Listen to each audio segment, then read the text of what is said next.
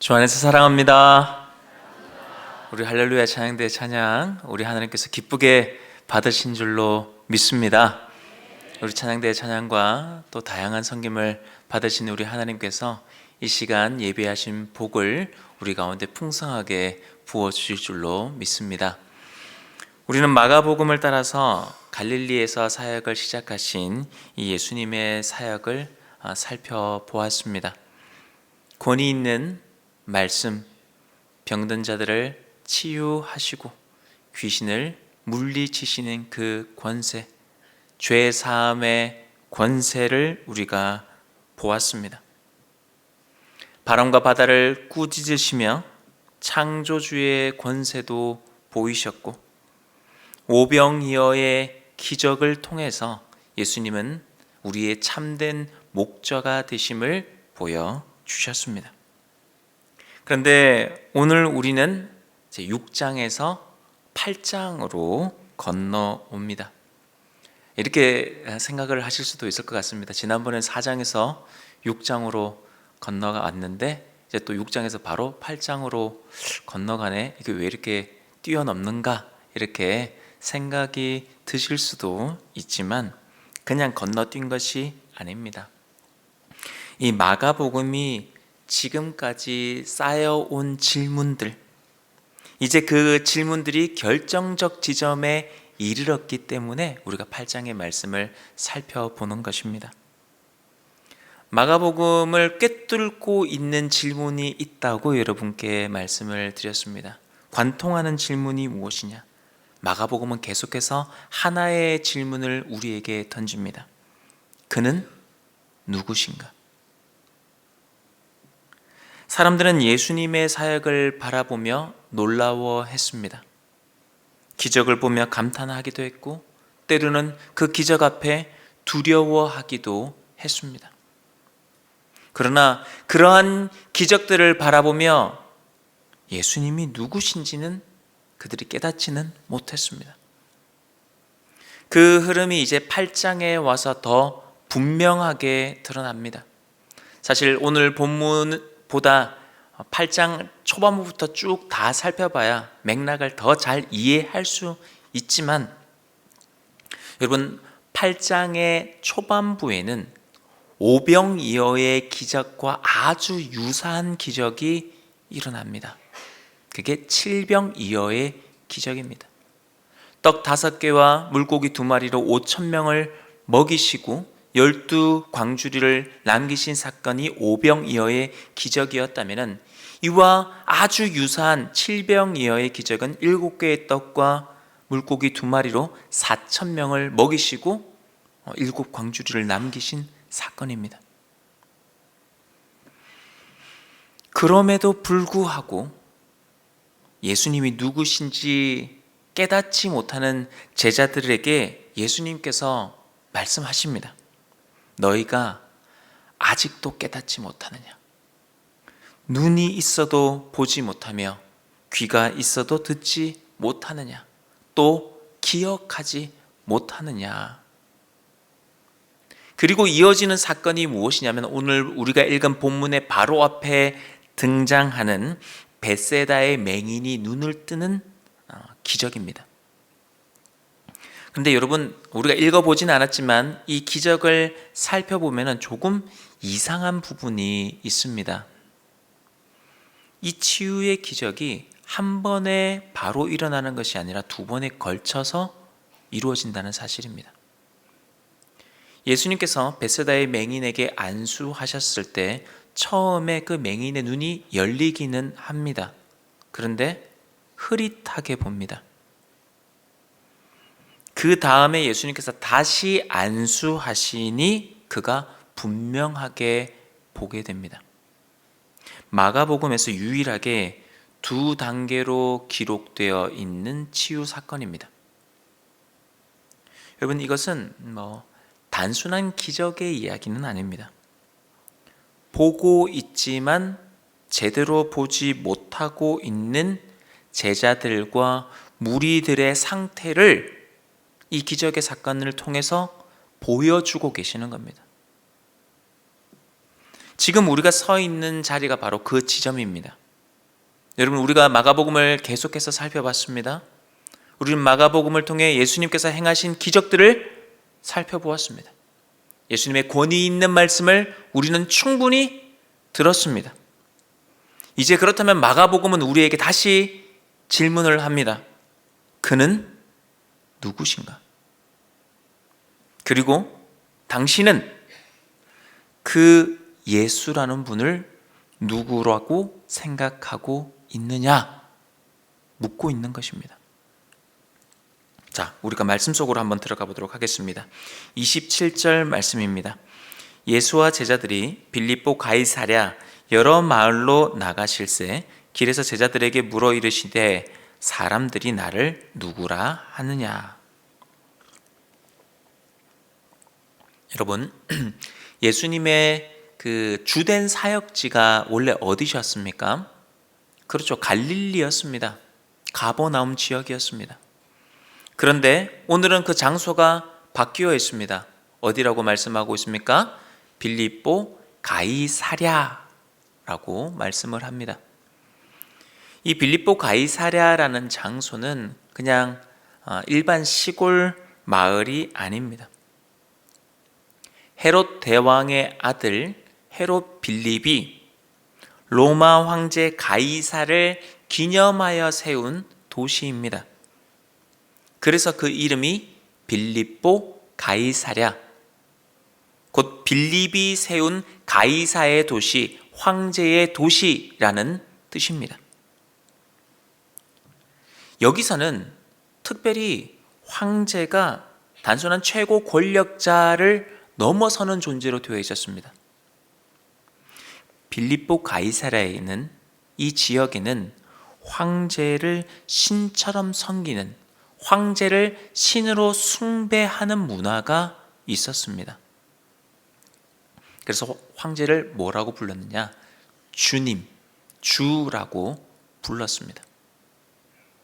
황제를 신의 아들이라고 불렀고, 황제를 백성을 지키는 구원자라고 고백을 했습니다.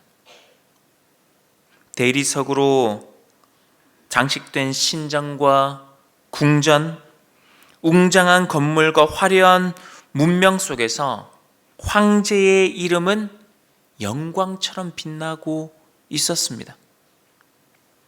자, 그 황제의 영광을 자랑하는 도시 한복판에 지금 누가 와 있느냐? 갈릴리 출신 어부들과 예수님이 서 계시는 겁니다. 여러분, 세상의 눈으로 볼 때에 이게 지금 이 장면이 너무 대조적으로 보여줄 수 있습니다. 그리고 어떻게 보면 예수님과 이 제자들이 너무 초라해 보일 수도 있다는 생각도 듭니다. 그런데 바로 그 자리에서 예수님께서 물으십니다. 사람들이 나를 누구라고 하느냐? 이 빌립보 가이사랴의 이 황제의 도시에 살고 있는 그들은 나를 누구라고 하느냐? 물어보고 계십니다. 단순히 예수님께서 제자들에게 지금 여론 좀 알아봐, 이게 아닙니다. 여러분, 8장에 서만 해도 기적들이 일어났었습니다. 지금까지 예수님께서 보여주신 사건들, 기적들, 예수님의 가르침을 이제는 예수님께서 하나의 질문으로 몰아가고 계신 것입니다. 여러분, 제자들은 충분히 보았습니다. 풍랑을 잠잠케 하시는 예수님, 오병이어의 기적, 칠병이어의 기적, 그 떡을 그들이 나누어 줬습니다. 그 5개의 떡을 나눠 줬는데 5,000명이, 때로는 7개를 가지고 나눠 줬는데 4,000명이 먹고 남겼습니다. 맹인이 눈을 뜨는 것을 그들이 직접 보았습니다. 그런데도 깨닫지 못했습니다. 그래서 예수님께서 말씀하셨습니다. 너희가 아직도 깨닫지 못하느냐? 눈이 있어도 보지 못하느냐? 여러분, 왜 그랬을까요? 기적이 부족해서 그렇습니까? 표적이 모자라서 그렇습니까? 아닙니다. 그 표적이 가리키고 있는 그 예수님을 제자들이 보지 못하고 단순히 기적이라는 그 사건 자체에 그들의 마음과 시선이 머물러 있었기 때문입니다. 그래서 오늘 읽었던 이 본문 바로 앞에 등장하는 사건이 무엇입니까? 벳세다 맹인의 치유 사건이 이 바로 앞에 기록이 된 겁니다. 예수님께서 맹인에게 처음 안수하셨을 때 맹인이 이렇게 이야기를 합니다. 사람들이 보이는데 나무 같은 것이 걸어 다니는 것을 보니이다. 예수님께서 안수하셔서 보기는 보게 되었습니다. 눈이 열려지기는 했습니다. 그런데 흐릿하게 보입니다. 마가는 이 장면을 통해서 지금 제자들이 어떤 상태에 있는지를 알려주고 있는 겁니다. 그들은 예수님을 가까이서 보았고 기적도 권세도 경험했는데 예수님이 어떤 분이신지 위대한 분이시라는 것도 알겠는데 정작 중요한 그분이 누구신지에 대한 결정적 고백에는 아직 이르지 못했다는 것입니다. 제자들뿐만 아닙니다. 예수님을 따르던 무리들도 마찬가지였습니다. 그들도 예수님의 기적을 보았습니다. 감탄했고 감동했고 놀랐습니다. 그래서 열심히 따라다녔습니다. 그러나 그게 끝이었습니다. 여러분, 성경은 종종 기적을 뭐라고 표현을 하냐면 표적이라고 이야기를 합니다. 여러분, 화살이 그 표적을 향해 날아가듯이, 화살이 그 관역을 향해 날아가듯이 기적은 한 분을 딱 가리키고 있습니다. 그래서 여러분, 복음서의 모든 기적은 그냥 기적 그 자체가 목적이 아닙니다. 예수님이 어떠한 분이신지를 드러내는 게 그 목적입니다. 그래서 그 기적을 가리켜서 표적이라고 하는 겁니다. 그런데 제자들은, 무리들은 그 기적을 그저 바라보며 감탄했지 그 기적이 가리키고 있는 곳을 제대로 바라보지 못하고 있었습니다. 그래서 이제 예수님께서는 그 기적이 가리키고 있던 방향, 기적을 향해 그냥 시선이 고정되어 있던 그들의 시선을 이제 예수님께로 옮기기 시작하십니다. 28절 말씀입니다. 같이 한번 28절 말씀을 읽어보도록 하겠습니다. 시작. 제자들이 여짜와 이르되 하나라 하나이다. 아멘. 자, 빌립보 가이사랴 그 황제의 도시에서 고백하는 사람들의 고백이 그래도 좀 괜찮아 보입니다. 사람들의 평가가 나쁘지 않습니다. 여러분, 어떻게 보면은 최고의 찬사를 지금 예수님께 돌리고 있는지도 모릅니다. 그들이 제일 먼저 얘기한 사람이 누구였습니까? 세례 요한입니다. 세례 요한이 어떤 사람입니까? 그는 광야에 외치는 자의 소리였습니다. 광야에서 회개를 외치는 의로운 선지자였습니다. 그리고 권력 앞에서도 물러서지 않고 담대하게 외쳤던 강력한 선지자였습니다. 강력한 인물이었습니다. 그리고 또 누구를 이야기합니까? 엘리야를 이야기합니다. 여러분, 엘리야는 어떤 인물입니까? 바알과 아세라 선지자 850대 1, 이 단독으로 나아가서 붙을 수 있는 선지자였습니다. 그리고 그는 불의 선지자, 불을 내렸던 능력의 선지자였습니다. 뿐만 아닙니다. 그는 죽음을 보지 않고 하나님께 들림을 받은 자, 그리고 다시 오리라 약속된 상징적 인물이 엘리야입니다. 세례 요한, 엘리야, 어마어마한 거물들을 지금 예수님과 이야기를 하고 있는 겁니다. 예수님 이런 사람 같습니다. 그리고 또 하나를 이야기하죠. 뭐라고 합니까? 선지자 중에 하나다. 여러분 이렇게만 보면 조금 어떻게 보입니까? 이런 표현이 조금 예수님을 가장 저평가한 것 아닌가, 이런 생각을 우리가 할 수 있습니다. 그러나 여러분 이 시대를 잘 기억을 하셔야 됩니다. 말라기, 구약의 말라기가 제일 마지막 선지자입니다.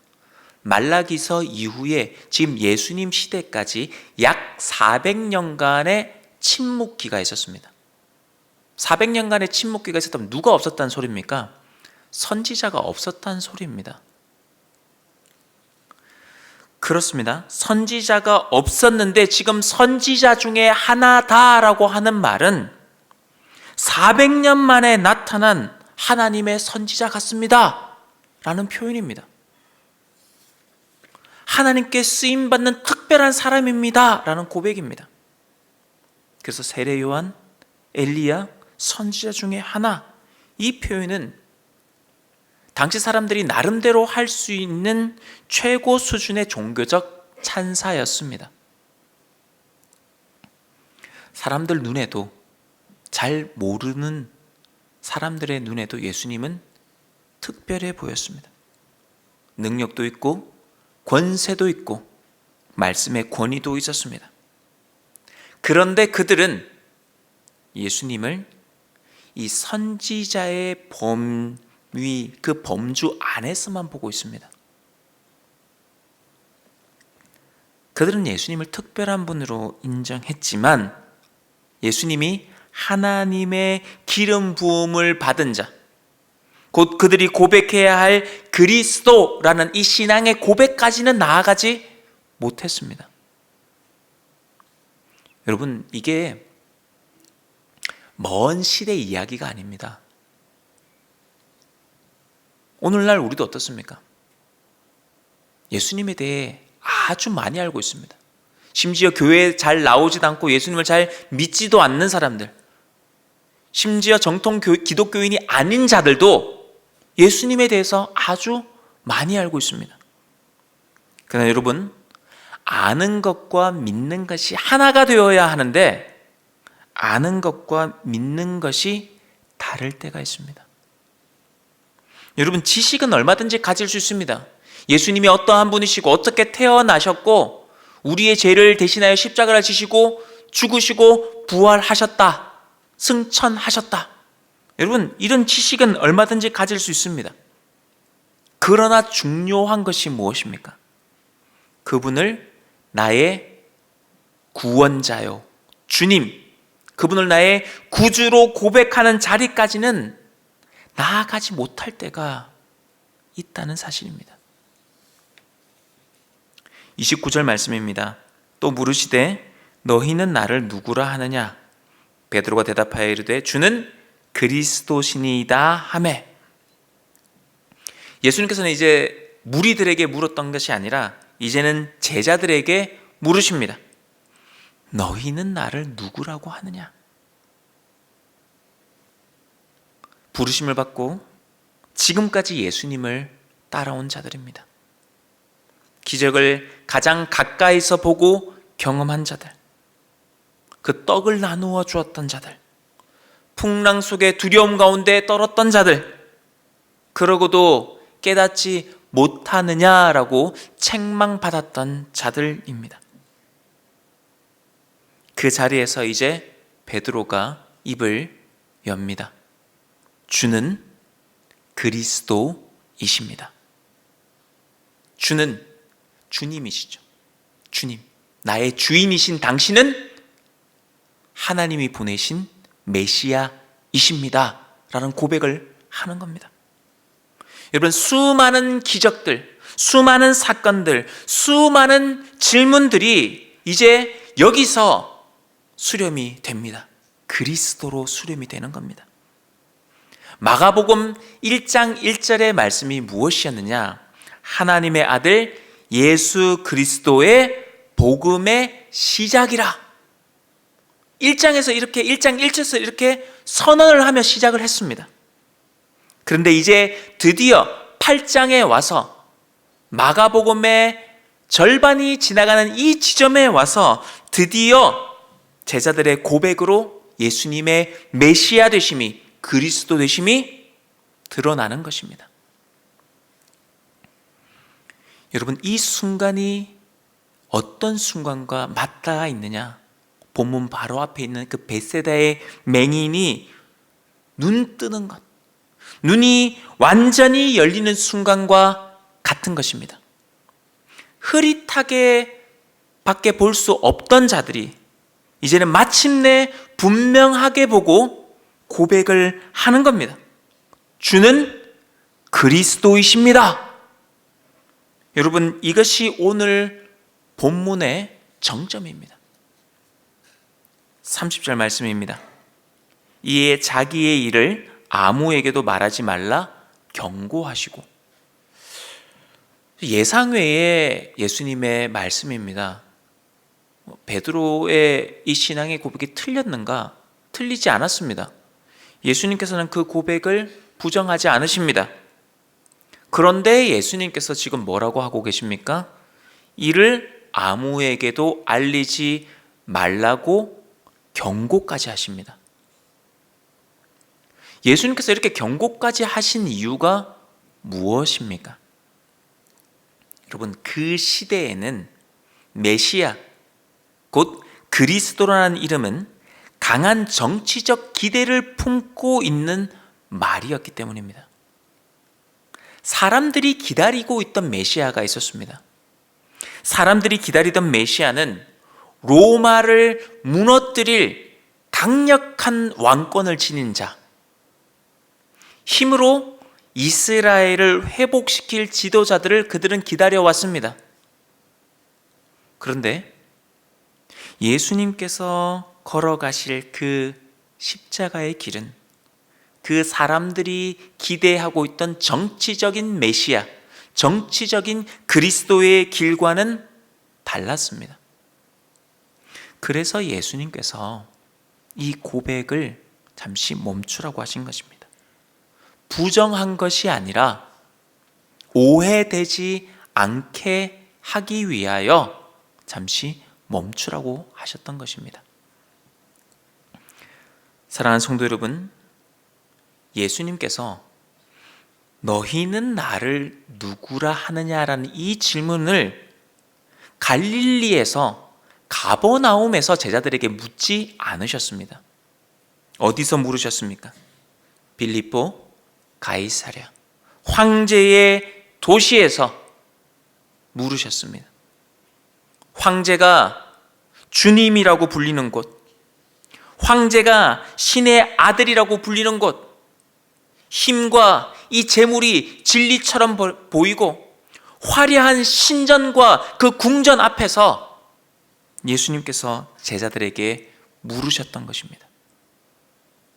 여러분, 오늘 우리가 살아가고 있는 이 세상도 빌립보 가이사랴와 다를 바가 없습니다. 요즘 다들 뭐라고 합니까? 돈이 나의 주님입니다 라고 고백하고 있지 않습니까?